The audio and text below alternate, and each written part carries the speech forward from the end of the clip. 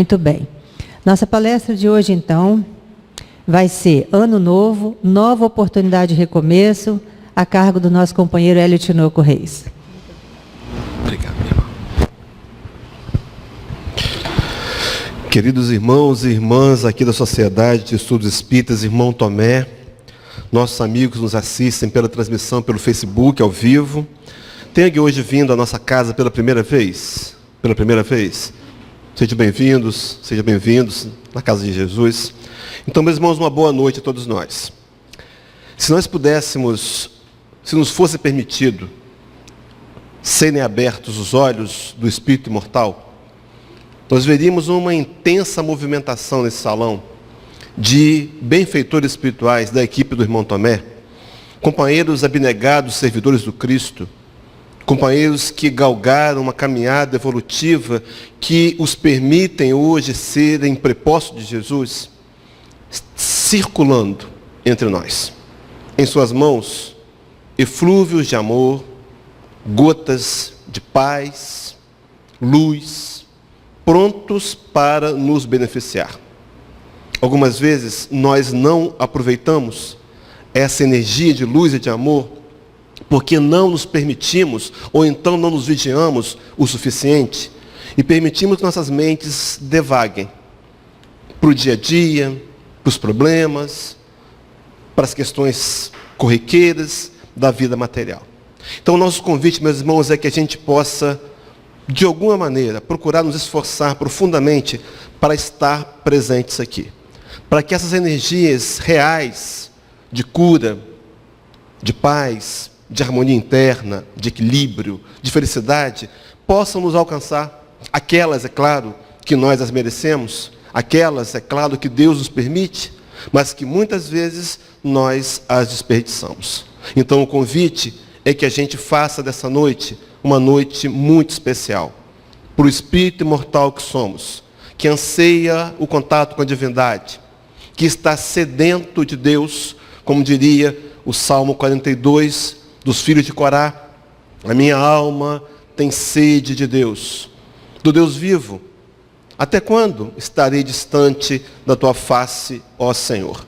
Tomara então que essa noite seja para cada um de nós, presentes aqui, encarnados e desencarnados, os que estão nos assistindo à distância, seja para cada um de nós uma noite muito especial, e que nós possamos fazer tão somente a nossa parte, para que esses amigos espirituais encontrem a receptividade que nós precisamos ter para receber as dádivas do céu. Então, que seja uma noite de luz para todos nós. O tema proposto, meus irmãos: Ano Novo, Nova Oportunidade de Recomeço. Após 8 dias, né? Apesar do Ano Novo atrasado, mas também um feliz Ano Novo, nós lembramos desse episódio, desse momento, onde o ano se finda e começa um novo ano, e a gente revê os projetos que fizemos. É um momento de recomeço, é um momento de repensar a agenda, fazer novas programações, não é verdade? E nesse período nós ouvimos algumas frases muito comuns. Por exemplo, Ano Novo, Vida Nova, não é? Ano Novo, tudo novo. A musiquinha que Roberto colocou agora: esse ano quero paz no meu coração, quem quiser ter um amigo, que me dê a mão. Mas o que queria trabalhar é um refrão muito comum, que é o Ano Novo, tempo de mudanças. Ano Novo, tempo de mudanças. Talvez tenhamos dito isso, mas será, meus irmãos, que nós compreendemos que o Ano Novo começa agora? Que tudo que nós vivenciamos desse instante para trás é imutável, não podemos fazer nada mais com eles? Estão cristalizados e são escritos no livro da vida, mas se nós entendermos a possibilidade, a realidade desse momento, podemos atuar para recomeçar e fazer mudanças. Será que essa compreensão, eu tenho plena convicção que ela é intelectual para todos nós, mas será que temos sentido? Será que temos realmente percebido que podemos atuar na vida e transformar a vida em dias melhores? Meus irmãos, a vida é um resultado de investimentos e atitudes do ontem. Se os resultados que eu vivencio agora não estão me agradando, eu preciso fazer algo diferente. Quem sabe recomeçar de uma outra maneira. Mas para começar então, para aprofundar na questão do tempo, esse ano novo, esse tempo de mudança, esse novo tempo, eu queria abrir um parênteses para a gente falar, trabalhar rapidamente essa nova era de fraternidade que o Espiritismo tem pregado. Uma era de esperança, uma era que nos propõe enxergar e, se quisermos fazê-lo, podemos ver imediatamente um mundo melhor do que no passado. Uma era onde nós veremos daqui a algum tempo um mundo sem guerra. Um mundo onde Emmanuel, no Vinha de Luz, numa das lições, vai nos dizer que os canhões serão transformados em arados. Um mundo sem fome, um mundo sem miséria, um mundo justo. Um mundo onde o forte vai exercer o seu verdadeiro papel, que é de proteger o mais fraco e não de abusar dele. Um mundo onde as pessoas terão como que escrito na testa a palavra amor. Um mundo que, segundo o Evangelho e segundo o Espiritismo, capítulo 20, é dito que as gerações futuras só conhecerão o mal como sendo uma lenda. Meus irmãos, esses momentos nós já o vivemos. Há uma fala de Divaldo Pereira Franco, uma fala poética, onde ele diz que se os ponteiros do relógio, os de segundo, passarem da meia-noite, o dia já começou a amanhecer. Nossa perspectiva é de dias melhores. O nosso mundo já é um mundo melhor. Não dá para fazer aqui um detalhamento profundo, mas só um exemplo. Há 130 anos atrás, nós tínhamos o direito de ter uma escritura de uma outra pessoa. Escravizar era legal. O mundo vem evoluindo. As leis humanas um dia se equalizarão com as leis divinas. Mas o mundo hoje já é um lugar melhor. Por que introduzir a palestra então assim, meus irmãos? Cuidado com os discursos de pessimismo, de negatividade, que nós temos sido bombardeados. E mesmo como espíritos que somos conscientes da nova era, às vezes cedemos e estamos entristecidos, ou então aderimos a um raciocínio equivocado. O mundo será um lugar melhor, ainda mais. Então, se alguém lhe vier falar de negatividade, escute amorosamente, respeite a posição do companheiro, mas não se permita absorver essa desesperança. Nossa vida, o nosso destino de terra, planeta Terra, e nós vamos ver isso, já estamos vendo, vamos ver intensamente, não vai demorar, é para um mundo de amor, de paz. Aonde Allan Kardec vai nos dizer, no livro A Gênese, capítulo 18, que o sistema de governo que nos dirigirá será a fraternidade.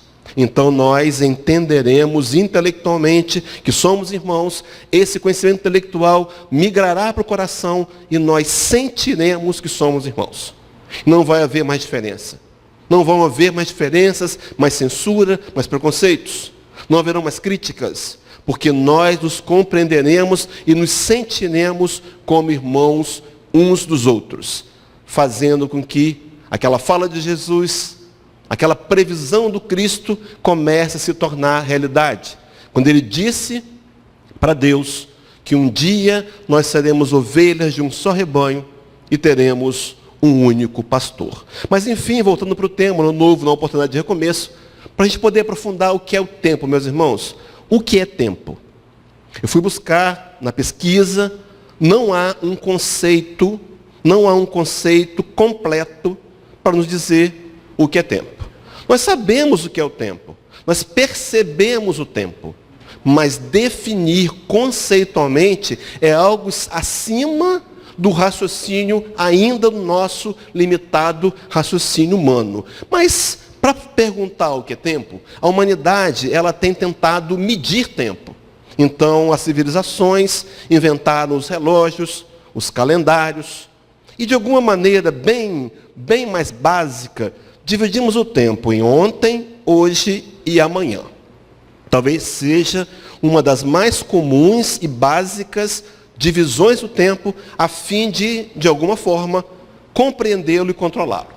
Mas, meus irmãos, observem bem, será que as palavras ditas ali têm para cada um de nós o mesmo significado? Há pouco tempo atrás eu relia na Bíblia um personagem do livro a Gênesis de Moisés, Gênesis, e chamava-se Matusalém, conhecido como tendo sido o homem que viveu mais tempo na face da terra, 969 anos. Imagina uma festa de aniversário com 969 velhinhas. Mas será que a palavra anos no calendário hebreu é a mesma que nós conhecemos hoje no calendário romano? Não é. A palavra é a mesma, mas a medição do tempo era outra.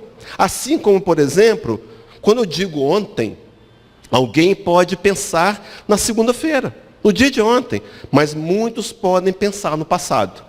Não é assim que dizemos? O passado, o ontem, referindo-nos a uma época. Então, observem, a mesma palavra, como exemplo, dois significados. Meus irmãos, alguns de nós temos uma tendência que precisa ser averiguada de vivenciar o passado. Talvez questões mal resolvidas, talvez uma dificuldade, um trauma, uma dor não aceita e não assimilada. E quando nós temos essa tendência, nós abrimos uma brecha real de construir uma doença psicológica chamada depressão. Depressão é a doença de viver o ontem. No entanto, se nós trouxermos a palavra amanhã, nós podemos perguntar, o que é o amanhã? Alguns de nós podem pensar na quarta-feira, mas alguns vão pensar no futuro. Quando dizemos, o amanhã a Deus pertence, não estamos falando só da quarta-feira, mas de todo o futuro, uma única palavra com dois significados. Meus irmãos, muitos de nós têm também uma tendência a viver o amanhã. E nós abrimos portas para construir também uma outra doença de fundo emocional chamada ansiedade.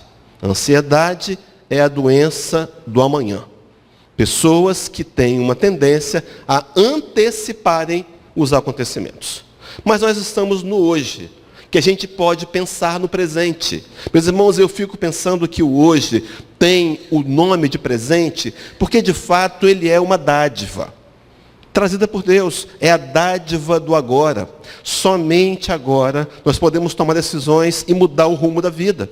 Nós não podemos, não é possível viver o amanhã, mas se eu souber vivenciar o meu presente, o meu agora, com certeza nós estaremos fazendo investimentos seguros para que o amanhã, o futuro, seja melhor. Mas enfim, o que é o tempo?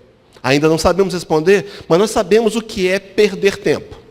Nós sabemos o que é noção de tempo. Eu não sei quantos passaram por essa infeliz experiência, mas daquela correria do dia a dia, final de ano, supermercados cheios. Fomos ao supermercado, colocamos algumas coisas no carrinho, entramos numa fila quilométrica. E em determinado momento, tivemos que abandonar o carrinho, porque não dava mais tempo para a gente poder passar pelo caixa. Aí dizemos assim, perdi tempo. Mas o que é o tempo?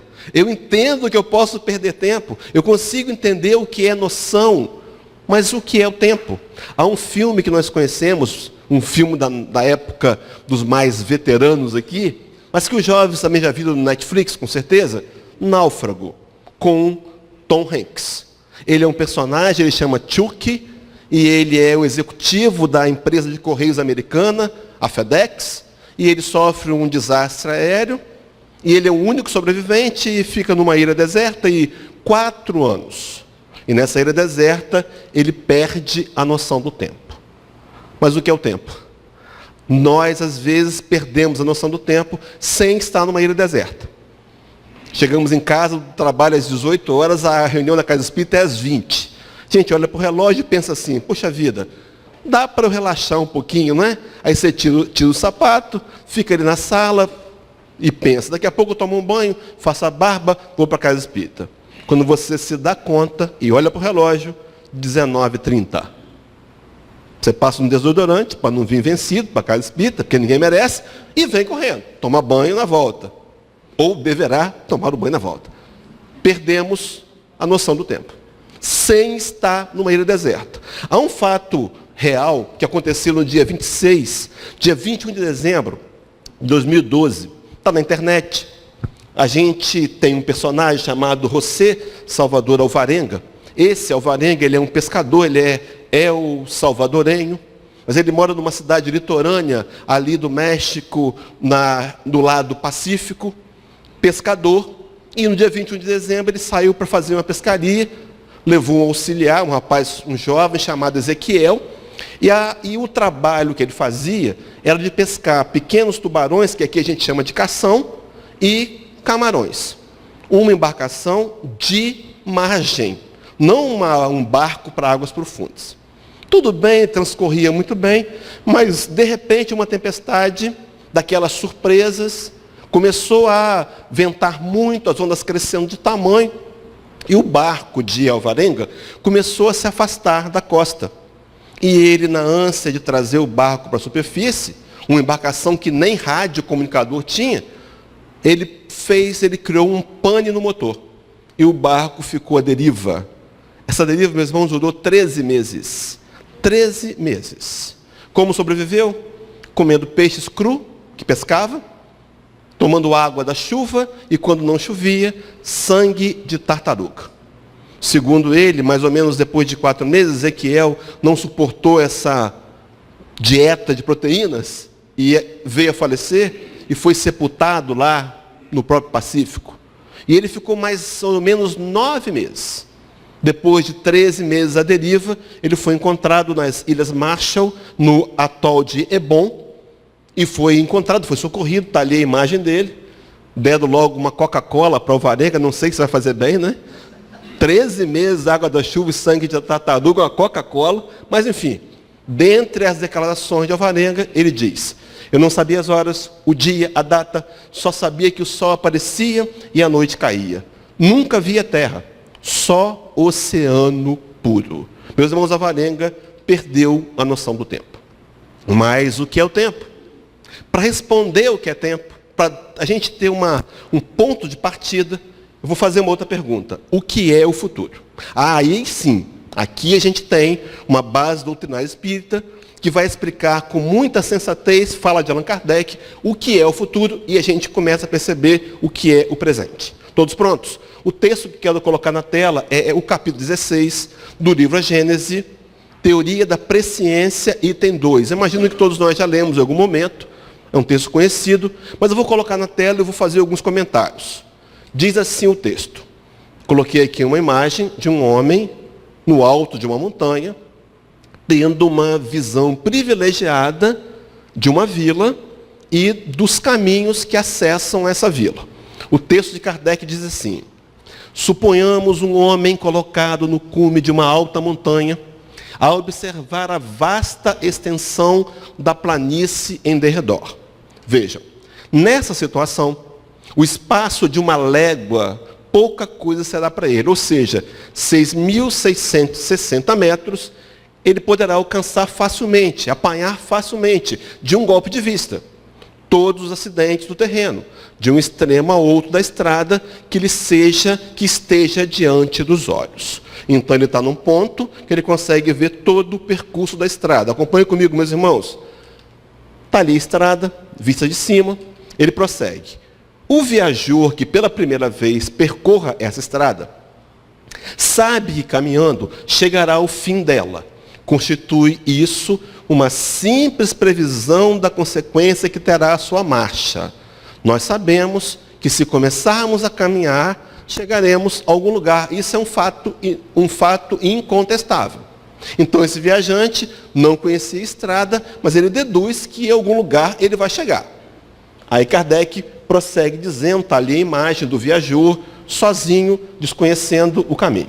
Aí segue Kardec. Entretanto, os acidentes do terreno, as subidas e descidas, os cursos d'água que terá que transpor, os bosques que haja de atravessar, os precipícios em que poderá cair, as casas hospitaleiras onde lhe será possível repousar, os ladrões que o espreitam para roubá-lo, tudo isso independe da sua pessoa. É para ele o desconhecido, é para ele o futuro.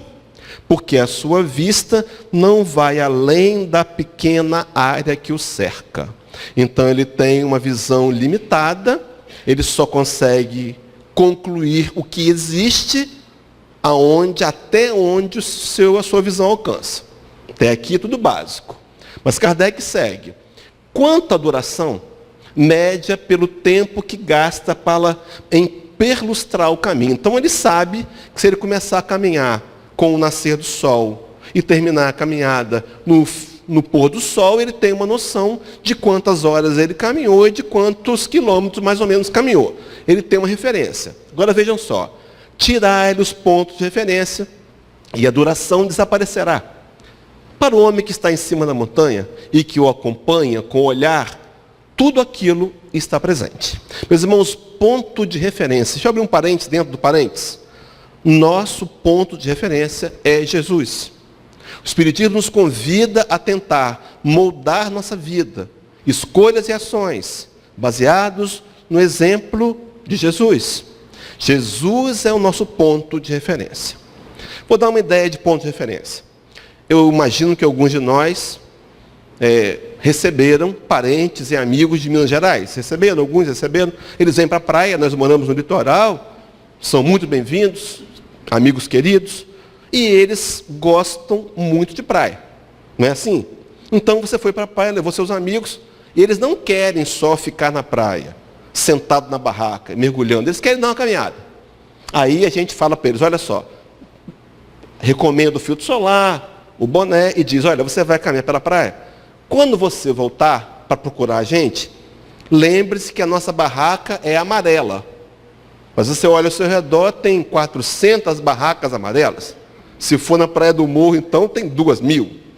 Não é? E aí, você olha para a orla e diz, está vendo aquele prédio? Aquela farmácia? Ou aquela padaria? Nós estamos numa barraca amarela, em frente à padaria. Então ele vem pela praia, ele olha para a orla, a padaria, procura a barraca amarela e te encontrou, não é assim? Meus irmãos, isso é um ponto de referência. Todos nós necessitamos de um ponto de referência. Repetindo, o nosso ponto é Jesus. Mas seguindo para concluir essa parte, Kardec prossegue. Suponhamos que esse homem desce do seu ponto de observação e indo ao encontro do viajante, ele diz, em tal momento encontrarás tal coisa, serás atacado e socorrido. Olha só, estará predizendo o futuro, mas o futuro para o viajante. Não para ele, autor da previsão, pois que para ele esse futuro é o presente. Meus irmãos, uma das conclusões de Kardec para explicar o presente, para explicar o tempo, é que o futuro é o presente. Então, uma das deduções, nós somos o futuro. Se nós soubermos abraçar e utilizar o presente, não haverá futuro diferente se eu manter investimentos idênticos aos que eu fiz em 2018.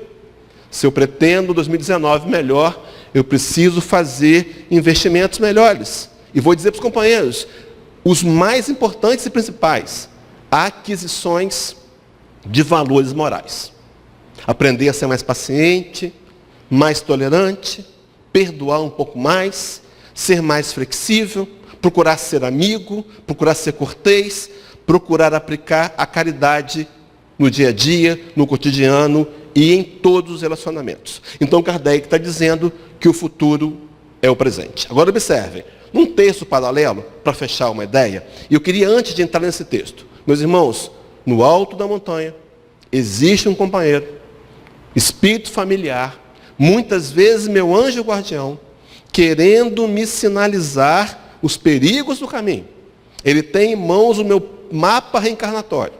E quantas vezes ainda, na minha rebeldia, eu prefiro não ouvi-lo. Atentemo-nos para as vozes do além, dos companheiros que nos trazem do alto a mensagem dizendo, olha, a vida material é fútil e passageira. Ela deveria ser usada para angariar valores do espírito mortal. E quantas vezes, meus irmãos, nós ainda investimos tempo precioso apenas nas questões das conquistas materiais.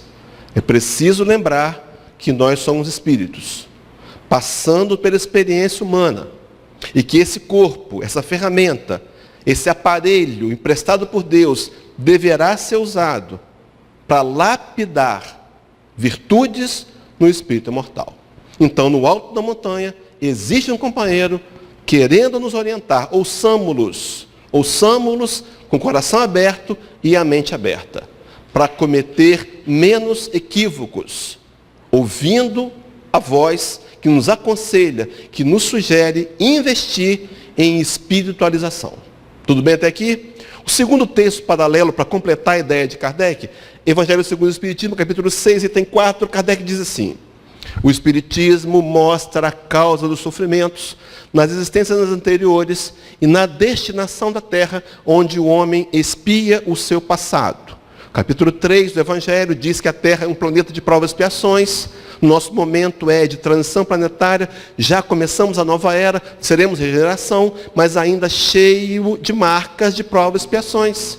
Meus irmãos, nenhum de nós aqui na sala é vítima. Não se sinta vítima. O que nós vivenciamos hoje não é castigo de Deus, é colheita. Se não forem investimentos dessa encarnação, tenham plena convicção que foi de uma das anteriores. Mas Deus não nos dá o que nós não merecemos e não nos dá também a prova que nós não podemos suportar. Na verdade, Ele nos conduz, Ele nos ensina através dos resultados que colhemos, que nos faz, através da dor, repensar novos investimentos. Então, Kardec está dizendo que a destinação da Terra é ainda, nesse momento, um mundo para a gente poder expiar o passado. Segue o codificador dizendo: mostra então o Espiritismo o objetivo dos sofrimentos, apontando-os como crises salutares que produzem a cura e como meio de depuração que garante a felicidade nas existências futuras. O homem compreende que mereceu sofrer e acha justo o sofrimento. O Espiritismo consola esclarecendo racionalmente. Esse é o ponto, meus irmãos. O Espiritismo é uma doutrina que pode e deve ser checada. Nós trabalhamos aqui a fé raciocinada. Nada de imposições mais. Questione sim. Investigue a literatura. Se aprofunde, para que o conhecimento deixe de ser externo para nos pertencer e afetar o nosso comportamento e as nossas decisões. Mas Kardec prossegue dizendo: sabe este que o sofrimento lhe auxilia o adiantamento e o aceita sem murmurar, como o obreiro aceita o trabalho de que lhe assegurará o salário. O Espiritismo lhe dá a fé inabalável no futuro e a dúvida pungente não mais se lhe apossa a alma. Meus irmãos, o Espiritismo é uma ciência que vem provando, por inúmeros experimentos, a realidade da continuidade da vida após a morte. Infelizmente, o tempo não permite, mas eu vou dizer um livro, quem quiser investigar. O livro chama-se A Vida Triunfa. Uma pesquisa feita pela Associação Médica do Estado de São Paulo, aonde produziu um livro, aonde foram investigadas 2.000 cartas, daquelas que Chico Xavier recebia, dos mortos, e nesse livro há um relato de 48 cartas, provando que os mortos não estão mortos. Comunicação aonde em 52,5% das cartas a caligrafia e a assinatura pertenciam ao morto, prova científica de que a vida prossegue após a morte. E daí, meus irmãos, que nós temos que repensar o que estamos fazendo com a nossa vida. Será que nós temos aproveitado esse momento? Será que temos sido cuidadosos? Mas, enfim, para concluir, Kardec vai dizer: dando-lhe a ver do alto as coisas, a importância das vicissitudes terrenas some-se no vasto e esplêndido horizonte que ele o faz descortinar. E a perspectiva da felicidade que o espera lhe dá a paciência, a resignação e a coragem de ir até o termo final do caminho. Meus irmãos, dando-nos a ver do alto. A proposta espírita é que a gente entenda que somos espíritos passando pela terra e que precisamos dar importância e valorizar e investir nas questões espirituais, porque a matéria passa, a matéria envelhece, perde valor ou muda de mãos.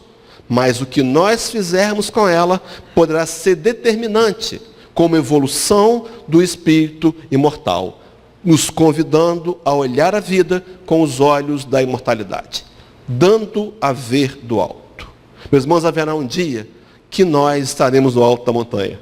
Nós veremos a realidade, nós veremos o quanto de desperdício, o quanto de futilidade nós investimos, o quanto de perda de tempo, literalmente, nós fizemos, porque não compreendemos que as principais aquisições a serem feitas são as do Espírito imortal. A palavra de Jesus no Sermão da Montanha, ele disse: ajuntai para vós outros tesouros nos céus. Está falando de quê? Será que tem um banco lá no mundo espiritual? Não. Valores espirituais, virtudes, conquistas imperecíveis, que levaremos para a imortalidade se investirmos agora aqui com acuidade, com determinação e com nível de comprometimento, para que as qualidades às quais viemos buscar se transformem verdadeiramente nossas. Tudo bem até aqui, meus irmãos, estão me acompanhando o raciocínio? Então vamos lá. Então o que é o tempo? Nós percebemos que o tempo é o futuro. O futuro, meus irmãos, ele traz possibilidades. Interessante que possibilidades começam a ser entendidas como agora. Observe, meus irmãos, nesse momento, eu fico pensando que nós estamos raciocinando, refletindo, às vezes até tomando uma decisão. Também assisto palestras periodicamente, então parecendo que está falando ali na tribuna, parece que está falando com a gente. Tem hora que a gente imagina, nossa, ele sabe minha história, deve estar falando comigo. E aí na cadeira eu tomo uma decisão. Só que acontece, eu deixo a decisão na cadeira. Eu vou embora. Não levo para casa. Decisões sem um ser seguido de atitude não vão mudar nada. Mas esse momento é precioso, porque aqui agora eu posso decidir. Mas qual é o meu nível de decisão? Decidir para fazer ou decidir para fazer mais ou menos? Ou decidir para não fazer? Mas o que acontece é que possibilidades geram oportunidades. Fui até o dicionário. O que é oportunidade? Aí ficou fácil. 2 conceitos rápidos. Oportunidade é circunstância favorável para que alguma coisa aconteça. Então você está com dinheiro, está acumulando, guardando dinheiro para poder comprar um carro. O carro que você quer comprar, o seu dinheiro não dá. Está perto, mas não dá para comprar. Você está em casa domingo, vendo televisão, de bermuda, sandalinha de dedo. Aparece uma propaganda da concessionária, do carro que você quer comprar. E naquele dia vai ter um desconto. Para quem for lá comprar no domingo. E você tem o dinheiro que você tem, dá para comprar o carro. A oportunidade é essa. Você pode ir ou não. Você pode aproveitar ou não. Mas a oportunidade, ela independe se aproveitarmos ou não. Se formos na segunda-feira, podemos até tentar argumentar com o vendedor, mas perdemos a oportunidade. No outro momento, o conceito é situação que convém ou é apropriada para determinada ação. Então, o companheiro está desempregado, foi convidado por um amigo para passar o ano novo na casa dele. Está lá no ano novo, descobre que esse amigo tem um outro amigo que é empresário. E que trabalha, que tem uma empresa na área que ele trabalha e está desempregado. Então, no momento adequado, oportuno, ele pode oferecer, olha, posso te mandar um currículo, trabalho nessa área. Ele está aproveitando uma situação. Observe, então, que circunstância ou situação precisam levar a uma ação. Porque senão a gente não conclui, a gente não tem o objetivo realizado. Essa ação vai nos levar a atitudes e novas escolhas. A gente consegue perceber, meus irmãos, que é um ciclo vivo. Já ouviram falar que dinheiro faz dinheiro? E faz mesmo, sabe por quê? Porque à medida que você aproveita melhor o uso do dinheiro, você aprende a utilizá-lo melhor, é um ciclo virtuoso. Então, se eu aprender a aproveitar oportunidades, inevitavelmente eu enxergo outras novas oportunidades.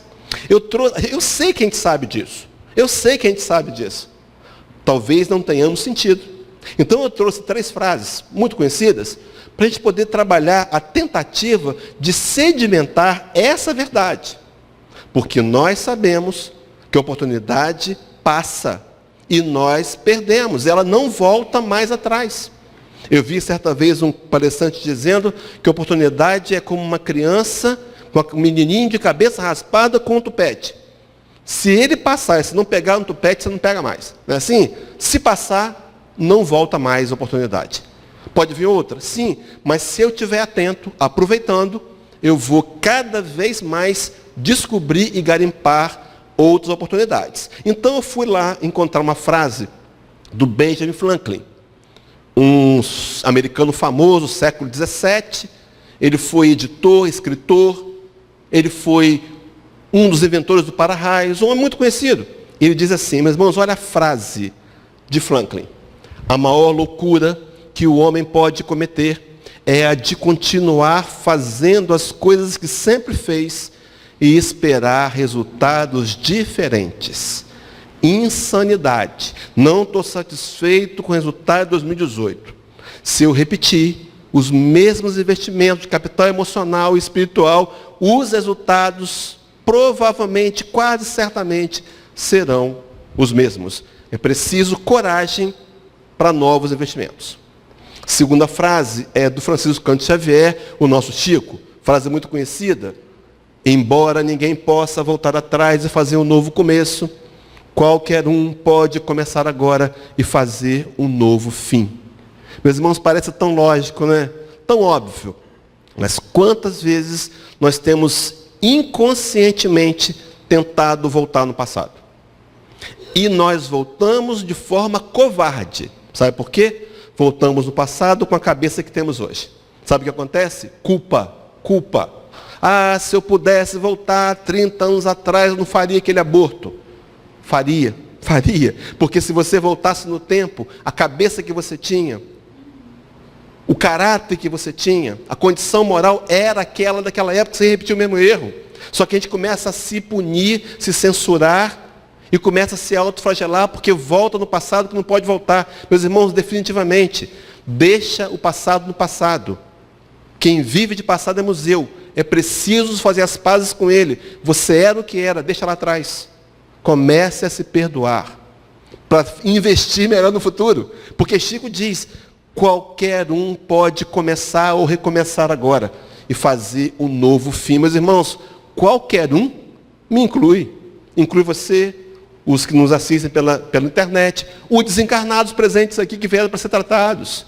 Nós podemos começar agora, recomeçar agora e mudar o fim da história para um fim mais produtivo, um fim mais bonito, um fim mais feliz. Nós podemos. Fala de Chico Xavier. Terceira frase, última. Nossa, esse relógio está correndo muito, pelo amor de Deus. É de um filósofo americano mais recente, Orison Swett Marden. Olha a frase, meus irmãos. Quando na vida uma porta se fecha para nós, há sempre outra que nos abre. Em geral, porém, olhamos com tanto pesar e ressentimento para a porta fechada que não nos apercebemos da outra que se abriu. Reclamamos, lamentamos, nos deprimimos, nos tornamos infelizes e não enxergamos que uma porta nova se abriu. Meus irmãos, a vida é assim. Portas se fecham e portas se abrem. Deixe a porta que fechou, olhe para a porta que abriu. Os mais experientes aqui, eu vejo que tem alguns de cabelos tão claros quanto os meus, ainda os que me restam, né? Vai concordar comigo. Fatos da vida que nós vivemos e não queríamos ter vivido. Não queríamos. No entanto, mais tarde, a gente percebe o quanto aquilo foi bom. É o camarada que perdeu o emprego, ninguém quer perder o emprego, e ele começa um pequeno negócio de pão de queijo, em homenagem aos nossos amigos mineiros, começa a vender pão de queijo, o negócio começa a crescer, ele tem uma pequena indústria, ele emprega pessoas, ele vai ganhar muito mais dinheiro do que ele ganhava trabalhando, por conta de desemprego. Concorda comigo? A vida é assim. Olhe a oportunidade. A porta fechou? Olhe para a porta que se abriu. Reclamar, lamuriar, nunca resolveu o problema de ninguém. Alguém aqui tem experiência de ter reclamado e melhorado alguma coisa? Piora. Piora quando eu reclamo. Comece a agradecer a Deus pelos seus problemas. Comece a enxergar que dificuldades são oportunidades que escondem benefícios profundos de aprendizado para o espírito imortal. Não para essa encarnação, mas para a sua imortalidade. Tudo bem? Seguindo, meus irmãos, então a ideia, esse novo futuro de oportunidade, ele é um ciclo, como eu já tinha comentado. Mas eu posso fazer alguma coisa para que eu tenha mais sucesso no futuro? Posso. Capacitação. Capacitação. Meus irmãos, nada acontece por acaso. Então eu estou querendo ganhar um aumento do salário. Aí o que eu vou fazer? Vou aproveitar a reunião espírita, aproveitar que os companheiros estão aqui reunidos, nós vamos fazer uma corrente de vibração, uma oração, para que Deus sensibilize o anjo de guarda do meu chefe e ele me dá um aumento. Essa prece funciona, meus irmãos? Não, pode até ajudar alguma coisa, mas não vai dar aumento, não. Como é que eu quero ganhar um aumento? Então eu trabalho na área de TI, eu vou fazer uma gestão em TI, vou fazer um curso em TI mais profundo, mais completo. Então meu chefe está vendo o meu esforço, surgiu uma vaga para supervisor, ele me convida. Aí eu tenho aumento, meus irmãos, nada cai do céu, só chuva. Tudo na vida, resultados. Será que eu tenho consciência disso? Eu tenho sim. Será que eu estou sentindo isso? Às vezes não, às vezes eu estou na infantilidade do espírito mortal. Eu quero colher uvas em pés de espinheiros. Eu quero colher figo em pés de abrolhos. O mestre falou que não é possível. Nós colhemos o que semeamos. Pergunte-se honestamente a você, o que você tem semeado? O que você quer colher? Eu quero colher respeito, paz, felicidade. Então semeia. Semeia paz, harmonia, respeito. É isso. Não dá para colher o que não se colhe, o que não se semeia. Nós semeamos aquilo, nós colhemos exatamente aquilo que semeamos. A chamada grande lei de causa e efeito. Mas seguindo, meus irmãos, por conta do relógio, na visão espírita, esse novo futuro que nós queremos, diferente, melhor, é uma construção. Uma construção que vai depender de um recomeço. Meus irmãos, a hora é de recomeçar. Não é porque é final do ano, não. É porque é começo de um ciclo. Hoje, dia 8, é o começo de um ciclo. Amanhã será de novo. Daqui a 1 hora será o começo de um ciclo. Nós precisamos recomeçar. De novo e outra vez. Mas tem hora que a gente está tão cansado. Já tentamos tanto. Meus irmãos, não é possível aceitar desistir. Há uma palavra que não pode estar no dicionário espírita. Desistir jamais. Já contei aqui essa história numa outra palestra, mas é um homem que tinha uma pedra e tinha um martelo. Queria quebrar a pedra e aplicou na pedra 1000 marteladas. Na martelada número 1000, a pedra se quebrou. Respondam para mim, quem quebrou a pedra? Foi a martelada número 1000 ou foram as 1000 marteladas? Meus irmãos, às vezes está na martelada 997. Só faltavam 3, mas eu desisto. E digo assim, essa pedra não vai quebrar nunca. Faltavam 3. Desisti jamais. E eu trouxe então, para a gente poder ver que o nosso futuro, a nossa projeção para o futuro é maravilhosa, meus irmãos, é gloriosa. 4 passagens, 4 referências doutrinárias. Primeira delas, capítulo 12, Evangelho segundo o Espiritismo, e tem 5. Tem como título Inimigos Desencarnados. Olha o que diz o texto. A maldade não é um estado permanente dos homens. Ela decorre de uma imperfeição temporária. E assim como a criança se corrige dos seus efeitos, o homem mau reconhecerá um dia os seus erros e se tornará bom. Nós seremos bons. Não temos como fugir disso. Eu posso sim, conscientemente, intensificar ações para encurtar esse período. Mas o mal que está em nós hoje, inevitavelmente será vencido. Então o pensamento leviano, o vício, qualquer que seja, será algo a ser vencido.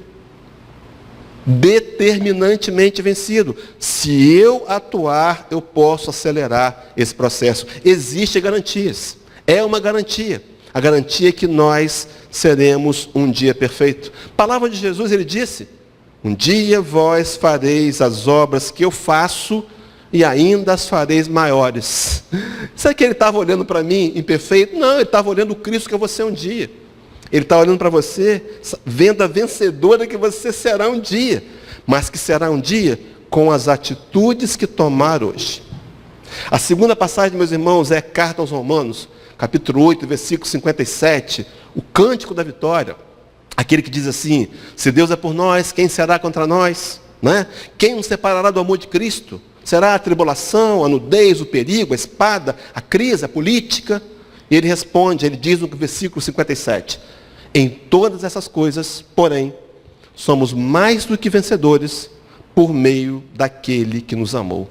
Paulo de Tarso está nos chamando de mais que vencedores. Não somos um vencedor comum.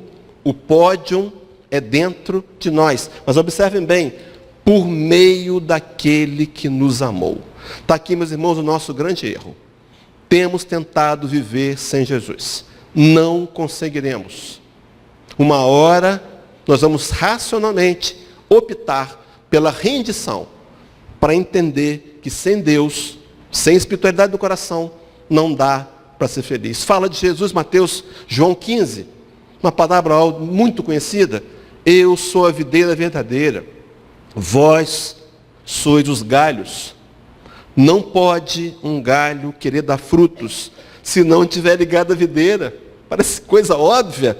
E arremata dizendo, porque sem mim nada podeis fazer. Temos tentado, muitas encarnações, o império do egoísmo e do orgulho falam mais alto do que o evangelho desafiador de Jesus. Meus irmãos, que 2019 seja um ano que eu tente, honestamente, colocar em prática o evangelho. Me desagradar, abrir mão de mim para fazer o que o evangelho sugere. E eu vou encontrar paz e felicidade. A terceira frase, para a gente poder ir começando a ensaiar um encerramento, é uma das questões do Livro dos Espíritos que eu costumo chamar de uma das mais emblemáticas. Olha a pergunta que Kardec faz. Se alguém sentisse mal, algumas máscaras de oxigênio vão cair do céu, fiquem tranquilos. Kardec pergunta, poderia sempre o homem, pelos seus esforços, vencer suas más inclinações? Não é de uma hora para outra, não é uma vez ou outra, não é sempre. E não é com a ajuda de benfeitor, não. É com a sua próprios esforços. Resposta, sempre. Baseado na questão 115, da fatalidade da perfeição moral, ele vai dizer sim, e frequentemente fazendo esforços muito insignificantes. O que lhe falta é a vontade. Com poucos dentre vós fazem esforços. Será, meus irmãos, a qual o grau da minha vontade?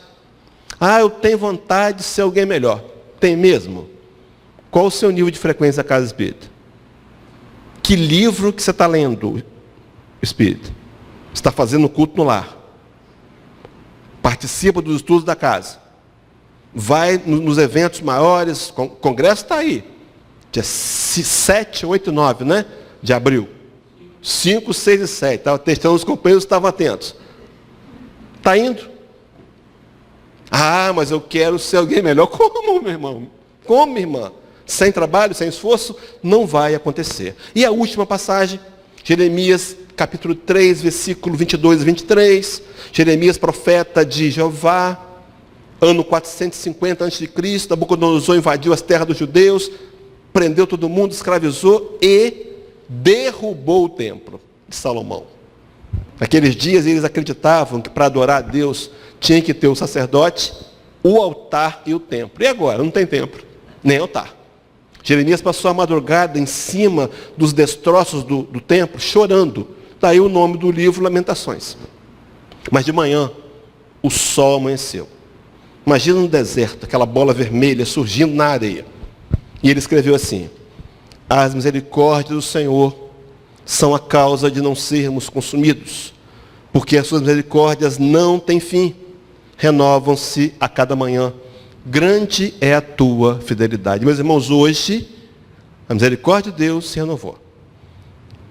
Muitas vezes nós não a aceitamos, mas ela se renovou. Oportunidade nova de um novo recomeço. A fala da leitura preparatória que a Vera fez. Recomeçar é dádiva da lei divina. Nós podemos tomar uma decisão e recomeçar hoje, começar o ano novo hoje, com 8 dias de atraso. Podemos recomeçar agora, mudando a postura, pegando o telefone, reparando um erro do passado, pedindo perdão.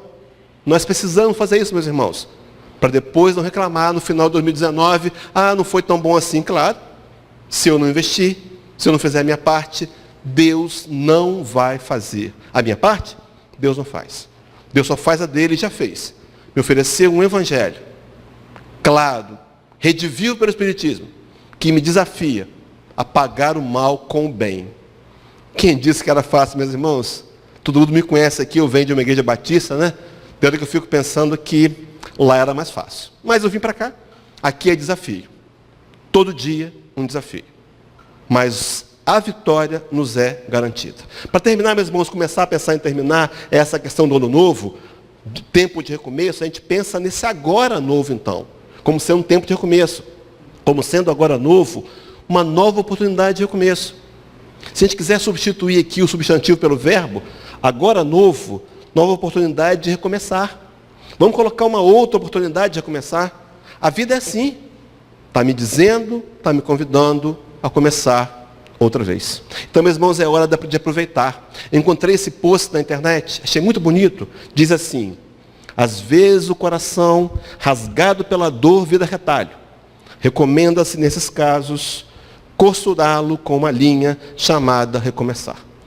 É o suficiente, mais nada. Recomece. Recomece agora. É preciso recomeçar. Davi, num dos seus salmos, 30, versículo 5, teria dito: pode a tristeza durar toda uma noite, mas a alegria vem pela manhã, mesmo que eu não enxergue. Amanhã é um novo dia. Daqui a pouco é hora de recomeçar. Vou terminar contando duas histórias do Evangelho de Jesus, muito conhecida, a pesca maravilhosa de Lucas 5, e quando ele aparece lá no livro de João, capítulo 21, apareceu a 7 discípulos. Esse primeiro momento é o começo do ministério de Jesus, e ele começava a falar um discurso em Cafarnaum, na praia de Cafarnaum, e o discurso de Jesus era encantador. Ele falava, meus irmãos, era um grupo, quem ouvia eram escravos, desnutridos, muito mal alimentados, homens abusados. Mas o Cristo não os via assim. Ele via o Espírito imortal, que um dia ia ser perfeito. E o discurso do Cristo encantava. E naquele momento a multidão foi crescendo. E o Cristo se viu a ponto de ter que ir andando de costas, e a multidão crescendo. Chegou na beira da praia, subiu num barco, não por acaso o barco de Pedro. Pedro se afastou um pouco do barco. Ele concluiu o discurso, despediu a multidão com o seu magnetismo santo. E olhou para Pedro e perguntou como foi a pescaria. Ele perguntou assim: quando acabou de falar, disse Simão, faze-te ao largo e lançai as redes para pescar. Tinha sido uma noite difícil, só se pescava de madrugada, não tinham pego nada. Mas não sabe por quê. Pedro entrou com o barco no mar e lançou a rede e pegou um cardume. Diz o texto de Lucas que a rede ia se romper. Chamou um barco que estava parado, lançou a rede em cima da rede. Esse barco ganhou metade de um cardume de graça, né? Recolhendo o peixe. Meus irmãos, não importa como foi seu 2018. Jesus está dizendo para você lançar a rede. Não desiste, não. A gente se surpreende. A segunda passagem, a de João, é aquela que ele já tinha sido crucificado, mas apareceu materializado por 40 dias, provando àqueles homens que a morte não existe. E que se ela não existe, eu preciso pensar na minha responsabilidade do pós-morte. Vem andando sobre as águas. Aí Pedro viu, quis andar também. Começou andando, mas faltou fé. Começou a afundar, né? E essa imagem é bonita, o Cristo estende a mão e socorre aquele homem que ia afundando, como faz com a gente de vez em quando.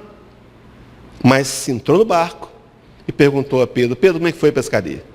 Ah, Senhor, até agora não pescamos nada. Já sabia o que ia acontecer. Lança de novo a rede. E lançaram. E foi uma pesca seletiva. Me parece que 148 peixes grandes. Só veio peixe grande. Jesus pegou um peixe, levou para a praia. Mas, irmãos, imagina essa cena. Madrugada, ele faz uma fogueira, assa o peixe, receita de mamãe, receita de Maria de Nazaré, com certeza. Fez o peixe. João diz que tinha pães. Eles se reúnem e comem. Meus irmãos, o que o Cristo quer para você, de você, em 2019, é intimidade. Intimidade. É acordar e dizer: Senhor, não acordei bem hoje. Eu estou mal.